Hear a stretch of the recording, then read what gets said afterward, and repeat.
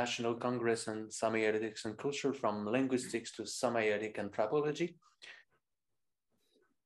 I am Eric Trudel, professor at the Université de Moncton and co-organizer of this conference. This is my colleague Maria de Fatima de Batista, who will present the story of the first Semicult conference. La parole est à vous, Fatima. Merci. Merci beaucoup. Bom dia a todos. Sou da Universidade Federal da Paraíba e estou organizando com essa equipe que vocês estão vendo o segundo Semicult. A criação do Semicult, sigla do Congresso Internacional de Semiótica e Cultura, deveu-se a uma necessidade que tínhamos de mostrar a amplitude dos estudos semióticos e sua vocação intercultural. O estudo das culturas compreende a totalidade dos fatos humanos, incluindo aí a formação dos sujeitos, e a semiótica das culturas é que cabe federar as ciências das culturas para dar conta do universo que é semioticamente construído. Nessa interpretação, seria a semiótica considerada como uma metateoria, um momento reflexivo ou um organon metodológico para as outras ciências criadas pelo homem, para descrever o próprio homem. Lembramos que federar não significa eliminar diferenças, mas reunir aqueles que são diferentes para estabelecer relações interculturais. O primeiro Semicult, organizado por mim, por François Rastier e mais 3 professores, um português, professor Dr. Arnaldo Saraiva, uma da França, de Lyon, professora Maria da Conceição Coelho, e uma brasileira, Marieta Prata de Lima Dias. Como é que se diz? Foi realizado presencialmente em João Pessoa e contou com a participação de 476 estudiosos vindos do Brasil e de várias universidades, do exterior da França, Paris e Lyon, do Instituto Fernando Saussure, de Portugal, da Universidade do Porto e de Coimbra, e de Moçambique, na África. Pela primeira vez na minha pós-graduação, contamos com a ajuda laboriosa e impressionante dos tradutores e estudiosos de Libras, da Langue Brésilienne de Signon. Os trabalhos escolhidos estavam voltados para diferentes áreas do conhecimento, compreendendo desde as ciências sociais, a criação artística e a cultura popular e as humanidades numéricas. O tema foi Educação e Transmissão Cultural, pretendendo mostrar, como pensa Rastier, 2014, que a colocação é um projeto global, que a educação é um projeto global que se interessa por todas as formas de autonomia. Autonomia de decisão crítica do cidadão, autonomia profissional do trabalhador, autonomia das escolhas de vida individual da pessoa, etc. Esse segundo Semicult teve como mola propulsora um acontecimento muito importante deste ano de 2022, que foi o 35º aniversário de publicação da Semântica Interpretativa de François Rastier, que envolve um projeto global de estudos semânticos que vai da palavra à frase, ao texto e ao corpus. Uma vez que o global determina o local, segundo Rastier, 2002, abro aspas, o corpus de descrição tem uma incidência sobre o sentido do texto, que, por seu turno, determina o sentido de suas unidades.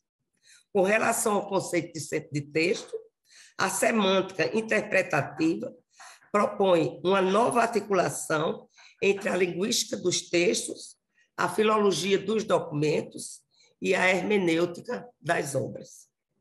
Agora, passo a palavra ao professor Dr. Eric Trudel, da Universidade de Moncton, no Canadá, que falará para vocês sobre o segundo Semicult.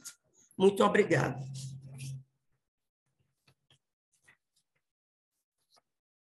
Thank you, Fatima. Merci beaucoup, Fatima. Maintenant, je vais présenter le congrès actuel, le Semiculte 2, et je vais le faire en anglais. While the first International Congress on Semiotics and Culture held in 2014 in Brazil at the Federal University of Paribas took as its themes from discourses to constructed universes, this one intends to contribute to the epistemological deepening of the sciences of culture. These include a large part of the humanities, digital or not, social sciences, and human sciences. Semiotics occupies a disputed but indisputably important place. And pursuing the general objective of reconstruction, this conference will take place in 6 sessions, all accessible remotely via Zoom and corresponding to as many themes. They will open each day at 2:30 p.m. Paris time. The organizing institutions include, in various capacities, the Federal University of Paribas, the Université de Lyon 2, the University of Rouen, the l'Université de Moncton, the National School of Oriental Languages in Paris, the Ferdinand Saussure Institute, and the Collectif La Reconstruction. Let us recall the titles of the 6 sessions. Renewal of Linguistics, Neo-Saussurianism, and Interpretive Semantics, organized by myself. The second session is Corpus, From Texts to Works, organized by Mathieu Valette. The third session, Arts and Works, Literature, Theater, and Music, organized by François Rastier. The fourth session is Semiotics of Cultures and Sciences of Cultures, organized by Maria Fatima de Batista. The fifth session is Semiotic Anthropology and Cultures, organized by Pierluigi Basso Fossati. And the last sessions, the title is Reconstruction and Epistemological Perspective, organized by Marie-Vonne Olsen. Thank you. Maintenant, je peux me permettre de continuer en français. Ça vous va, tout le monde? Très bien. Donc voici donc le congrès Semiculte 2 est ouvert. Alors, bienvenue à tous. Alors, donc, la première session d'aujourd'hui s'intitule « Renouveau de la linguistique sémantique interprétative, néo-saussurisme et au-delà ». Et donc, j'en suis le responsable et je vais agir aujourd'hui à titre de président de la séance, en quelque sorte. Et pour commencer, l'occasion, en fait, alors, donc, je vais vous partager ceci. Donc, je ne sais pas si vous voyez cette image. Louis, est-ce que tu vois l'image? Oui, Très bien, c'est bon. donc, très bien, excellent. Donc, ça, c'est la couverture du numéro spécial de Acta Semiotica et Linguistica. Donc, dans son programme formulé au milieu des années 80, la sémantique interprétative synthétise le courant de la linguistique structurale de tradition saussurienne pour proposer une théorie unifiée du mot au texte et au corpus. Puisque le global détermine le local, le corpus de description a une incidence sur le sens du texte, qui à son tour détermine le sens de ces unités jusqu'au morphème. Parallèlement à l'élaboration du concept de texte, la sémantique interprétative propose une nouvelle articulation entre la linguistique des textes, la philologie des documents et l'herméneutique des œuvres. Comme le sens est fait de différence, la méthodologie adoptée est historique et comparative, comme celle de l'anthropologie et de la plupart des sciences sociales. Reconnaissant la complexité des langues, définies comme des formations culturelles, la sémantique interprétative est ainsi partie prenante d'une sémiotique des cultures. Elle trouve à présent diverses applications qui vont de la description des langues amérindiennes à la linguistique computationnelle, à la sémiotique de corpus, à la sémiotique visuelle ou musicale, au web et médias numériques, voire à la neurologie, à la théologie, à la spiritualité ou à la zoosémiotique. Plutôt qu'un bilan prématuré, ce numéro spécial de la revue ACTA, qui a coïncidé avec le 35e anniversaire de la publication de l'ouvrage Sémantique interprétative, a privilégié les recherches en cours et les projets d'avenir à accueillir autant les propositions théoriques et méthodologiques que les applications à divers objets sémiotiques. Ainsi, ce numéro contient 9 articles originaux en français, en espagnol et en portugais, dont 5 textes originalement en français ont été traduits en portugais et un texte originalement en portugais qui a été traduit en français. Il trouve également une entrevue avec François Rastier en français et traduite en portugais. Voici les textes qui y ont été publiés et un aperçu de chacun. L'article de Bénédicte Pincemin, intitulé Pour des lectures textométriques en sémantique interprétative, le projet CITEL, principes et perspectives, rencontre des intuitions initiales, des principes méthodologiques et des premiers résultats du projet CITEL, dont le nom veut dire sémantique interprétative et textuelle.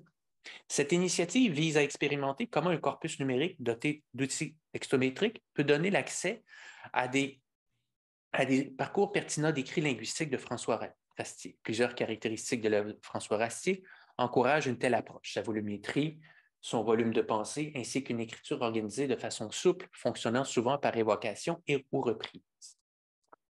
Il y a un article de Régis Messire de Lia Kurtzhorst intitulé Sens, signifiance et significativité.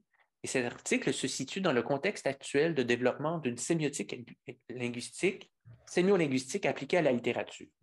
Cette sémiolinguistique s'intègre dans le cadre épistémologique fédératif des sciences de la culture d'origine cassirérienne, tout en cherchant à le renouveler par l'apport de nouveaux auteurs. Elle prend acte des avancées de la sémantique interprétative, de sa réinscription dans le cadre plus large d'une sémiotique des cultures, où les textes et les œuvres sont reconçus comme autant d'objets culturels en devenir. L'objectif de ces réflexions sur le régime de sémioticité de la significativité qualitative est de prolonger les développements théoriques et pratiques de la sémantique interprétative dans le cadre d'une théorisation du cycle de la transmission. Il y a Stémir Badir qui a proposé l'article intitulé « Qu'est-ce que le monde ?» Il y présente une analyse de la notion de monde comme celle-ci se trouve décrite par l'article du Trésor de la langue française. Notamment, Badir a proposé une hypothèse qui, quant au noyau sémique de la notion de monde, laquelle notion exprime par référence socialement normée la possibilité de se situer dans un environnement géographique ou social, ainsi que de se l'approprier. Une analyse componentielle menée par Badir, qui est conforme à la méthode exposée dans Sémantique interprétative, donc une analyse componentielle du sémème monde dans l'élocution verbale, va viser à confirmer le bien fondé de cette hypothèse.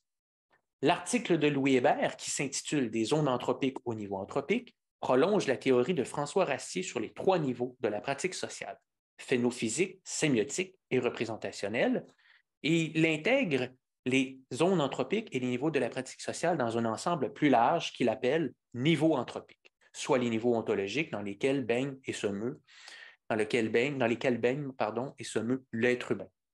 Les grands niveaux, selon Louis Hébert, sont le transcendant et l'immanent. Les niveaux immanents sont le physique, le biologique et le cognitif.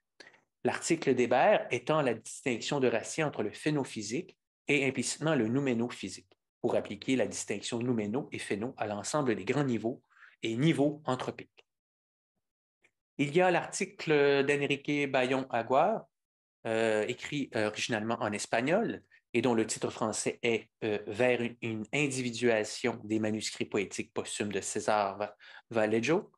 Bayon part du corpus de travail constitué par l'édition diplomatique des manuscrits tapuscrits poétiques de César Vallejo, et il applique ce processus textuel en adaptant les critères du bricolage intellectuel de Lévi-Strauss, les textes authentifiés de Saussure et les instruments d'individuation établis par Simondon. Une fois décrite l'évolution du corpus de Vallejo, dans une étape postérieure de la recherche, Bayon essaie d'interpréter sa transduction textuelle grâce à sémantique interprétative et aux travaux postérieurs de Rastier sur le symbolisme. L'article suivant dans le numéro est celui de Thierry Mézaille, qui s'intitule « Du côté de la Genèse proustienne, Aphrodite et son réseau associatif », Mesaille applique la sémantique interprétative à des détails du corpus proustien très localisés qui semblent révélateurs d'une stratégie globale au sein du vaste texte de la recherche du temps perdu. Il apparaît dans ce corpus des inégalités qualitatives dont l'évaluation et la description sont définitoires de la notion d'œuvre selon François Rastier. L'identification d'une molécule chimique indexant quatre héroïnes, la petite Swan, Odette, la duchesse Oriane de Guermantes, Albertine, permet de montrer que dans le vaste texte proustien, leur rapprochement sur fond thématique met à jour leur appartenance à un même réseau associatif. Mon propre article, qui s'intitule « Simulacre multimodal et sémiosis visuelle », traite de la problématique de l'imagerie mentale lors de l'interprétation des signifiés iconiques. Il s'agit d'interroger pour l'énoncé visuel l'hypothèse de François Rastier selon laquelle les images mentales sont contraintes par les signifiés en contexte. Étant entendu que dans la systématique de Rastier, le signifié, qui appartient à la sphère sémiotique, se distingue du concept qui, lui, relève de la sphère cognitive. Plus exactement, il s'agit pour moi de transposer à la sémiosis visuelle le concept de simulacre multimodal proposé par Rastier dans Sémantique et recherche cognitive. L'avant-dernier article, l'article d'Adriana Neuvens de Alencar, intitulé « La communauté poétique d'Assaré, l'homme et son faire sur l'univers qui l'entoure ». Donc, Alencar analyse le poème « Hommage posthume au poète Patativa », écrit par Miceno Pereira da Silva, un chanteur avec qui Patativa a partagé les chants de défi pendant 3 ans. La lecture du texte a été réalisée à partir de la théorie des zones anthropiques de François Rastier, et les catégories du cadre anthropique, personne, temps et espace et mode, permettent d'identifier les valeurs qui caractérisent la spécificité du groupe culturel des poètes d'Assaré, dont Patativa et Miceno font partie. Dans son article maintenant, dans le même numéro, Driss El-Khattab tente de rendre compte de la situation épistémologique de la théorie de la sémantique interprétative et de mettre en exergue les fondements théoriques et méthodologiques qui sont à la base de sa conception du sens. Et il y a l'entrevue avec François Rastier que j'ai réalisée, dans laquelle François retrace les origines de la sémantique interprétative, précise les concepts d'interprétation et de sens dans le cadre qui est le sien. François présente également les différentes applications que permet la sémantique interprétative, nous parle de sa conception du signe tel qu'il l'a développé dans ses plus récents ouvrages, décrit l'apport du néo-socialisme à la linguistique et à la sémiotique et précise enfin les domaines d'application présents et futurs de la sémantique interprétative et pour une sémiotique des cultures. Voilà donc ce qui constitue le contenu du numéro spécial. Donc,